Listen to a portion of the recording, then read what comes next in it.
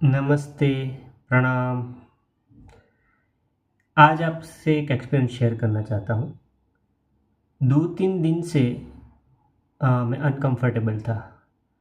अ, कुछ health related issues थे तो कंफ़र्टेबल फ़ील नहीं कर रहा था और कभी-कभी कुछ चीज़ों को लेकर टेंशन भी था या क्या होगा अगर ये सिम्पटम्स बढ़ गए तो क्या होगा या क्या क्या करना पड़ेगा, क्या रिपोर्ट्स निकालने पड़ेंगे।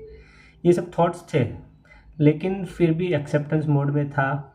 जो मुझे काम करना था, वो मैं कर पा रहा था और जितना भी हो सकता था उतना ही करता था, ज़्यादा स्ट्रेस भी नहीं ले रहा था।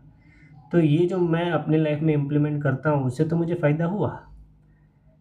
लेकिन फिर बाद में क्या हुआ कि जब मैं आउट ऑफ स्टेशन था और आउट ऑफ स्टेशन से घर पे आया, तो घर पे उस वक़्त चैलेंजिंग सिचुएशंस थी। मतलब कुछ रिस्पॉन्सिबिलिटीज़ मेरी बढ़ गई 1-2 दिन के लिए और कुछ मेरे खुद के प्लान्स थे आने के बाद और ये तो था ही बैक ऑफ माइंड में। तो पता नहीं स्ट्रेस बढ़ गया और मैं गुस्सा होने लगा, मतलब बच्चों पे भी गुस्सा हुआ, वाइफ़ पे भी गुस्सा हुआ। तो मैं सोचने लगा कि मतलब जब हम गुस्सा होते हैं तो हमारा पहला नज़रिया यही होता है कि सामने वाला नहीं सुन रहा है, सामने वाला बात नहीं मान रहा है, ये गलतियाँ कर रहा है, हमारा पहला नज़रिया यही होता है। और मैं उसी मोड में था उस वक़्त। पर बैक ऑफ माइंड में मुझे ये पता था कि ये लोग कारण नहीं, कारण मेरे अंदर छिपा है। पर उस वक़्त ध्यान में नहीं आता। जब गुस्सा हो जाता हूँ, फिर पछतावा होता है, फिर इंट्रोस्पेक्शन में जाता हूँ, फिर ढूँढता हूँ कि क्या कारण था पीछे। तो हमेशा मुझे ये समझ में आता है कि ये 4 ही कारण थे जो हमने अब डिस्कस किए हैं।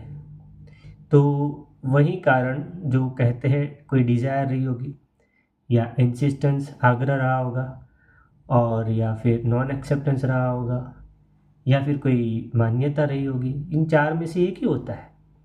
अच्छा, जितना ज़्यादा गुस्सा आता है तो उस इंटेंसिटी को अगर हम नापें तो उसमें हमारा आग्रह होता है। जितना ज़्यादा आग्रह उतना ज़्यादा गुस्सा। तो इस इंटेंसिटी के ऊपर से हम जान सकते हैं कि आग्रह हमारा कितना है।